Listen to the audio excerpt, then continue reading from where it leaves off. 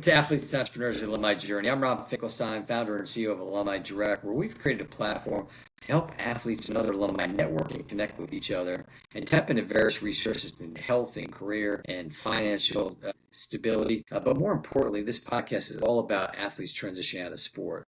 I interview former college and professional athletes that talk about their transition out of sport ultimately into successful business leadership and entrepreneurship. And it's all about teaching aspiring athletes that there's life after sports. So excited today to have Conner Schenk. How you doing, Conner? Doing great. Happy to be here. Yeah, that's great. Well, thank you for being on. So Conner was a college baseball player at Palomar College, and ultimately he went through the business program and eventually, through his schooling, got an MBA in sports management from Arizona State. And then he got into the real world and just got into the sports world. So he loved sports, got into doing different things with sports marketing and agencies, worked for some different professional teams. But ultimately, he had the entrepreneurial bug, and he used his athlete skill set to start. He's the founder of Constant Sports. And along with that, he also has a podcast, Constant Sports, which everybody has to check out. I was very fortunate. I was on Conner's podcast the other day. Yep. Great podcast. I definitely recommend everybody reaching out, not necessarily to my episode, to check it out on the other one. So I always like to start out, talk about playing sports growing up. How did that shape you leading up into college? Yeah, I got a few brothers, and obviously my dad played sports. My grandpa played in college as well, and so it was just kind of growing up. It's just kind of what you did. We weren't big on the family vacations. It was sports, baseball, football, basketball, and a lot of it, I'm sure, was my mom to get me and my brothers outside the house and not be so chaotic at the house. And so, yeah, it was all those life lessons, teamwork, discipline, working well with others, getting up when you get knocked down, all those kind of skills that you learn as a younger athlete. And then as you get older, you realize a lot of those skills and traits are extremely transferable as you get into like you said, the real world, being in business or just working, whatever job it is. So I think it's a lot of great life lessons that I still think about, and also fond memories too. I think it's sometimes not as serious as the skills and the leadership stuff that you learn, the good times you had, winning, losing, being with your buddies and friends, and also making those friendships, which in turns is the kind of networking aspect in a more serious sense. But yeah, just a great time playing and growing up playing sports. Yeah, that's awesome. And I think that's a big takeaway from a lot of the athletes, is just everything you mentioned, like the teamwork, the preparation, the friendships. I mean, it's something pretty special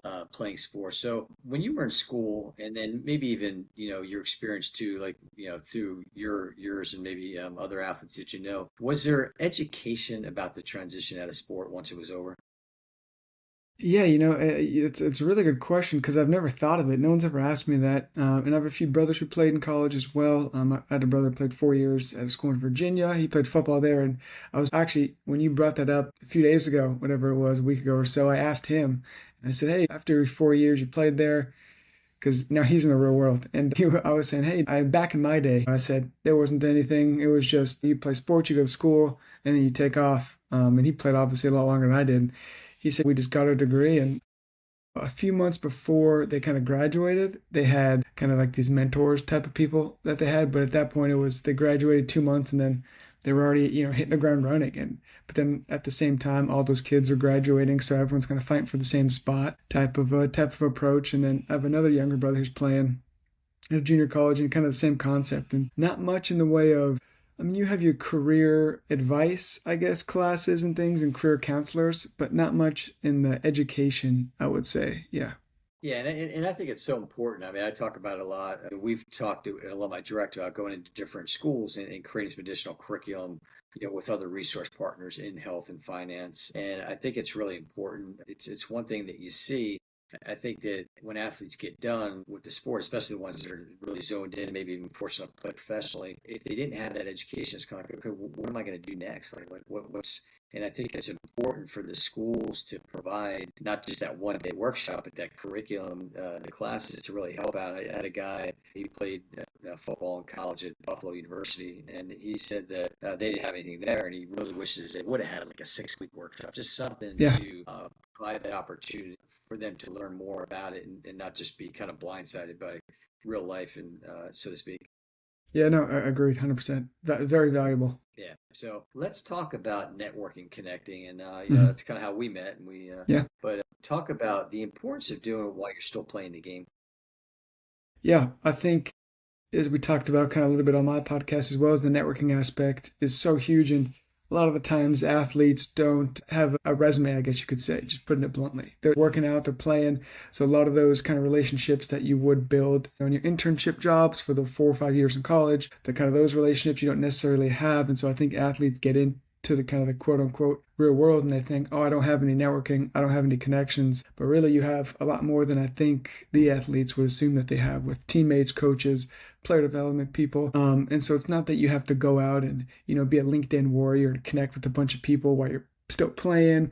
Obviously that you could do that, obviously. But I think just kind of looking back and going through your contact list, I would bet that a lot of the athletes listening who think they don't have a lot of connections have a lot more than they believe that they do. But then also too is you don't have, like I said, you don't have to be a LinkedIn warrior. You don't have to be an extrovert standing on rooftops trying to connect with people. I think it's just kind of building those relationships as you go and as they come up. And hey, I saw you were talking to Rob. What does Rob do? And there's kind of those simple conversations that can lead to a lot longer relationship. And it's the long game. These athletes are getting done in their mid-20s. Even if you played professionally, you're done at 28, 29, right? You still have 40, 50 years of networking and relationships and building careers. So you have a lot longer of a career as opposed to being an athlete in that short time frame. So I think slowly but surely kind of building those relationships is really what it's all about. Yeah, I totally agree. And I think even I've talked to some younger athletes that are still,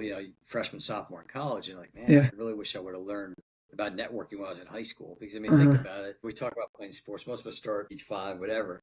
But you've got these teammates that you could be interacting with, networking with, that you never know where they're going to be. Their parents, coaches, like you mentioned.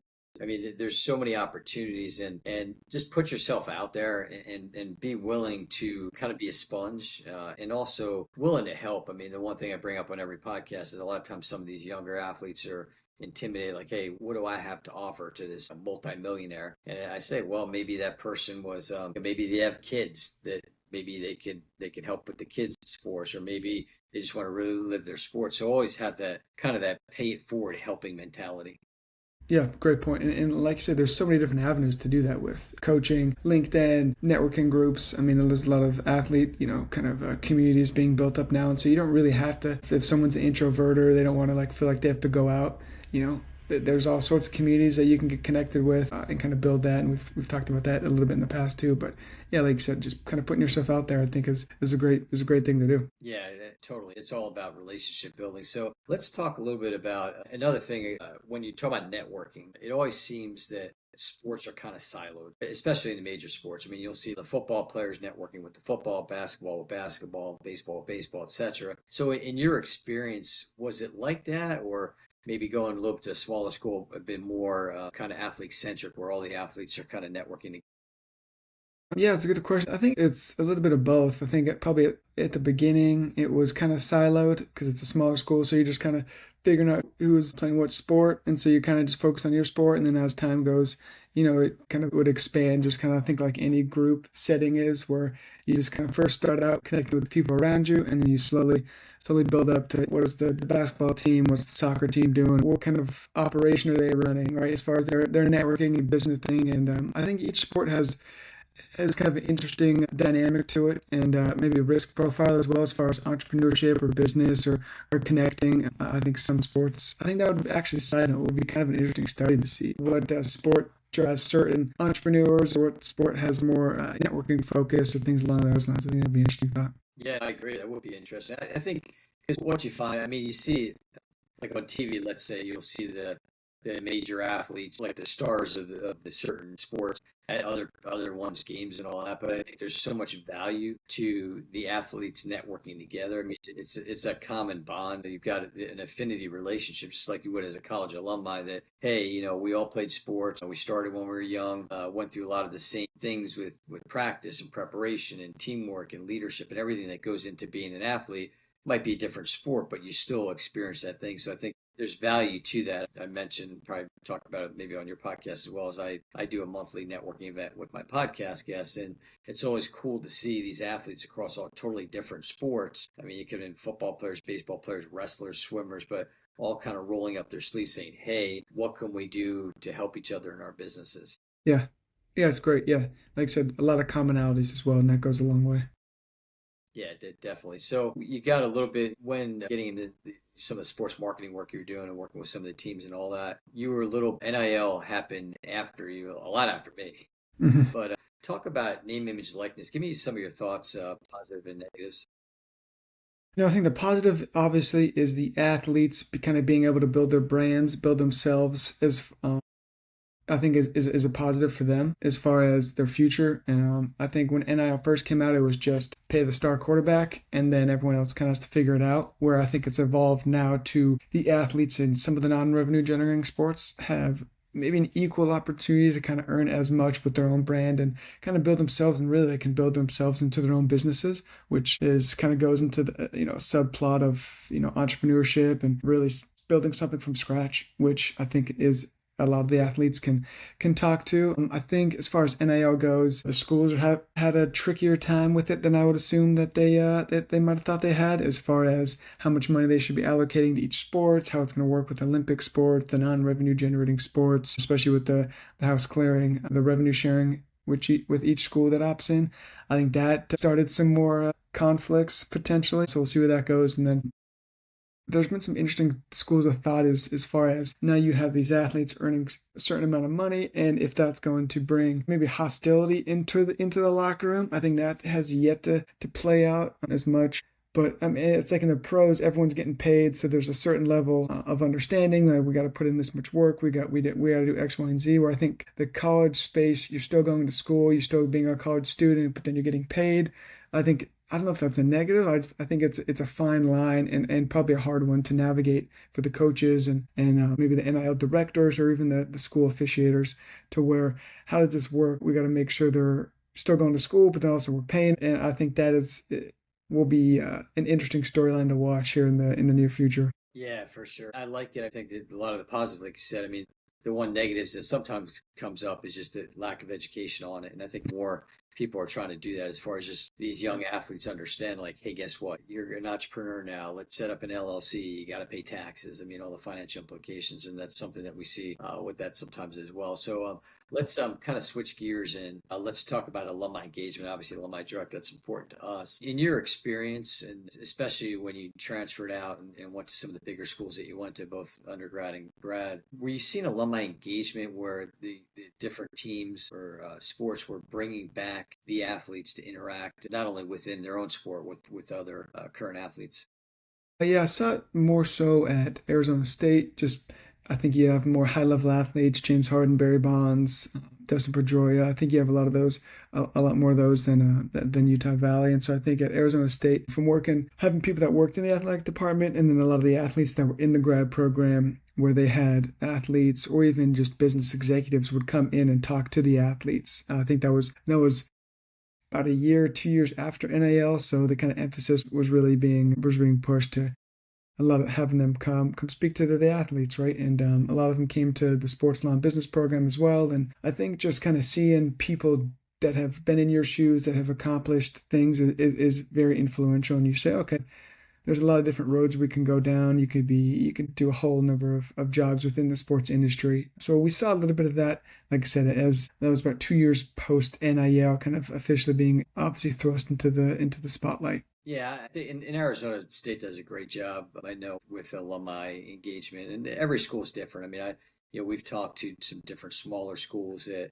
they don't necessarily have the bandwidth to reach out Good to these point. alumni, but they would like to because they want to reengage the alumni athletes and coming back. And again, not just for the homecoming games or these golf tournaments and all that, but more so to work with the athletes. I always share the story about how I was online with my school, and I was we were talking the athletic department and had a Hall of Fame football player on with me from the school, played 10 years in the NFL, and we're both saying, like, what are you doing as far as alumni engagement? And my friend is like, tap me in, I'll work with them. And they never really took him up on that. It's kind of sad. And I think Yeah. some schools are doing a better job. Others are trying to re-engage alumni athletes. A lot of it I know has to do with coaches too, like coaches bringing back players. So any other thoughts from that standpoint?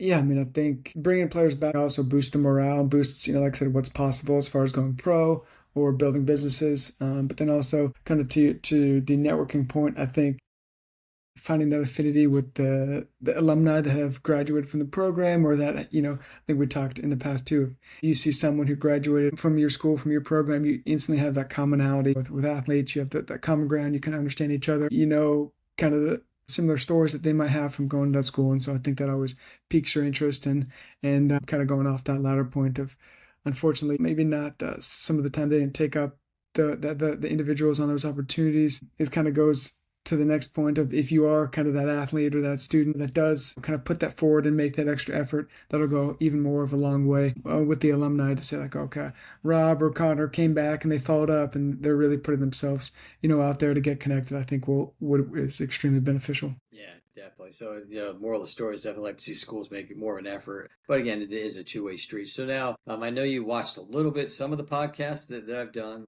Mm-hmm. Not sure if you got all the way through and whether you know the question that I asked, but always the fun question. It's not hard, but the question I asked is, we're going to play a little game of Back to the Future. Mm-hmm. And we're going to hop in the DeLorean and we're going to go back to freshman year. And so going back to freshman year, give me 10 words of advice, 10 words or less of advice to freshman Connor. Ooh, I would say, how many is this? I would say take advantage of every opportunity. Less than 10, but I would say there's so many opportunities that are out there. Kind of, because sometimes people are like, okay, they're counting, they're like, yeah, that's 1, 2, 3, was it? Yeah, exactly. Yeah, I was using my fingers to count there on the side a little bit, but yeah, I'd say that take advantage of every opportunity.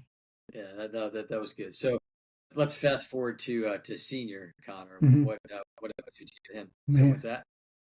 I said, oh, senior. I don't know. I'd probably stick with kind of something similar. I think it goes by. Let's see. It goes by faster than you think. Something like that. Yeah, that's a good one. I haven't heard that one yet. I mean, I think a lot of times people too might say enjoy the moment of just, I think all of us, if we can go back to college, and we always say if we knew then what we know now, but still to be able to go back and just enjoy that. Because I know a lot of athletes. I was talking to one athlete who he played a fifth year because he was hurt, and so he was able to basically be. It was football player, so he was done in the fall. So he was able to just kind of kick back in that spring semester, just really take in that college life that he really. Oh yeah, I love it. Love it. Great example. So, all right, let's talk a little bit about now transition out of sports. So you played baseball and other sports your whole life, and now all of a sudden you made the choice to just kind of be done with baseball, so to speak. How was that transition for you? Yeah, I think it's a lot harder. I mean, you never think you're never not going to be playing sports. I think kind of growing up playing it, and then going through the summer workouts and the fall practices and things like that. And then I think it's you kind of thinking you have all this time back on your plate, which is kind of a weird feeling. Usually you get out of school at 2, you're at practice at 3, you're working out, you're doing your whole schedule, and then all of a sudden you don't. So I think kind of losing the structure is kind of a weird spot, and especially with the athletes I've talked to, my brothers, and some of these athletes I've worked with, when sports ends, they think like, oh, I have all this free time, I'm going to do so much stuff, and then they're looking around and they're like, I don't know what I'm going to do. I'm bored. I'm just staring at the wall. Should I be working out? Should I not be working out? What should I be doing? And so I think kind of finding, I think it goes back to the earlier point of kind of education and teaching these athletes there's all these opportunities, because I think when it ends, they just don't know what to do. Don't know who they're going to be, because they've been tied up in athletics. Yeah, absolutely. It's tough. So maybe give some words of advice to athletes, when they face that. Man, good question. I think I think I would say it's kind of find that fine line of being okay with maybe not knowing exactly what you're going to do right as you end the sport, or right as you decide to go down a different career path after athletics. I think, like I said, there's a lot of decades of time between after you play and your whole career. So I don't think you have to necessarily figure out what you want to do or who you want to be right after sports ends. And I think it's the long game. Yeah, I agree. And I think the biggest thing too is just to know that there's people out there that want to help. There's Good. people that care and to reach out. And finding your passion too, that comes up a lot. Is just that you're not just Connor the baseball player or Rob the runner. You're a person, like you mentioned before, you still have 30, 40, 50 years left of afterwards of some type of career and what you're going to be doing. So just kind of find things that you like. And if you find the first thing that might not make sense, then you do something else. Yeah. No, yeah, 100%. Yeah. Be like you said, be a sponge. I love that saying. Kind of be a sponge and take everything in, take all the opportunities, take the things that come your way, and continue to just keep your head down and be a sponge. Okay, so let's go through now. So you graduated, you got your MBA in sports management from Arizona State. So now you're kind of working in the real world, as we say, so to speak, working with some teams and agencies and all that. But ultimately, you kind of get the entrepreneurial bug. So first of all, talk a little about being an athlete and being an entrepreneur and how those skills kind of translate. Yeah, I think time commitment, time management, I think is a big one. Being an athlete, high school, college, etc., pro, your time management's everything. You got meetings, you got calls, you have your own workouts, especially as an entrepreneur. You have family obligations, and I think having that doesn't have to be a rigid schedule, but having those time management skills of this is when I need to do this project's here, this deadline's here. Playing sports, as everyone knows, you have your schedules, and I think I'm a big schedule routine guy. So I think finding your routine and finding what works well for you. It doesn't, like I said, cold plunge and saunas and all those were kind of all the rage, and everyone was waking up at 4 in the morning hitting the cold plunge. I don't think that's for everyone. I certainly don't do it. So I think finding your routine and playing sports, I think builds that, kind of instills that inside of you as an athlete. You're just kind of naturally good at that. And so I think carrying that over into the entrepreneurship world is extremely helpful. And then one of the other things would be kind of teamwork, working well in different groups of people, different backgrounds. I think that goes a long way, but especially with connecting with people and kind of that communication level of being in a game. There's a lot of noise and a lot of things going on. Obviously, you're not going to be that extreme of a scenario in a business meeting or things like that, but the concept I think still applies, and being able to focus and kind of communicate your thoughts clearly and effectively. A lot of the skills you learn playing sports. Yeah, that's well said. There's so much that an athlete can, as an entrepreneur, just everything that's been ingrained in you, and even as just not necessarily, even if not an entrepreneur, just in the business world in general. I mean, a lot of companies want to hire athletes because of everything that we've been talking about that they kind of bring to the table. I mean, being an athlete's their resume, which is great. So let's talk about Constant Sports. Talk about some of the things that you're doing today with your clients. Mhm. Yeah, so a lot of it is we're seeing a lot of international kind of startups and sports business companies wanting to break into the US market. So that wasn't really ever on our bingo card of things we want to do at Constant Sports, but it just kind of opportunities presented itself. And kind of one of your questions earlier was what would I tell my freshman year self? I said take advantage, advantage of all the opportunities, and that's kind of what's happening. So we've had a few where it's either a sports tech startup or it's some platform or it's kind of an athlete-centric company. They're trying to break it into the United States, and so we're helping a lot with that. So those are kind of a few of the main projects we're working on right now, and whether it's go-to-market strategy, how what the U.S. market looks like for a specific sector, for a specific sport. So that's a few, like I said, 70-ish% of our time at Constant Sports right now is that, and then we have a few projects on the sponsorship sales side, whether it's tournaments. Teams, etc., looking to add that sponsorship revenue with brands getting involved, and like I said, with the players or with the league or with a team.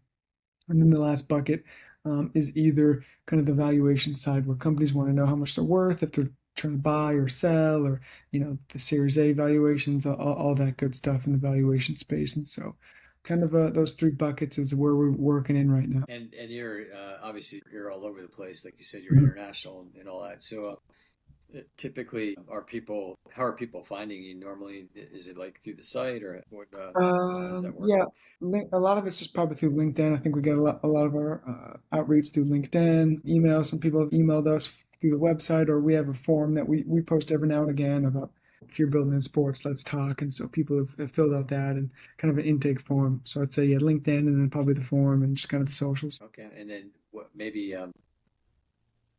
who would be an ideal client for you?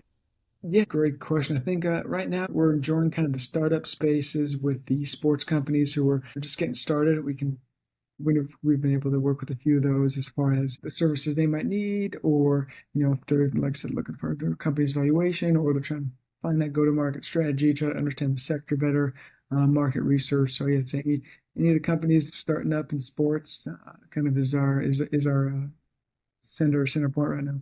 Okay, great. And so how do people find you? Yeah, all the socials, Constant Sports One on all the socials, and like I said, Constant Sports Podcast, and then on LinkedIn as well. And then Conner Schenk on LinkedIn. I post. Some call me a LinkedIn warrior. I post a lot on there. I enjoy the content. I think it's a fun place to talk and get a lot of the sports business content. Well, you definitely need to check Connor out and go across the social media channels. And for us, you can find us at alumnidirect.com. The podcast is on our YouTube channel. And then the podcast is also on Spotify and Apple and across all the different podcast networks. And each week, I always talk about the nuggets. And Connor gave some great advice, and the other athletes as well. The big takeaway is always that we want to, I say, help at least one athlete, but obviously a lot more. And just to know that as a athlete transition out of sport, that there's a lot of life ahead of you, and don't be afraid to reach out. People want to help, and so definitely uh, go to people like Connor, myself, and other athletes out there, and other companies that want to help you into that next transition, next journey you have. So thanks again, Connor. It's great. Yeah, yeah, appreciate it. Thanks for having me on. My pleasure.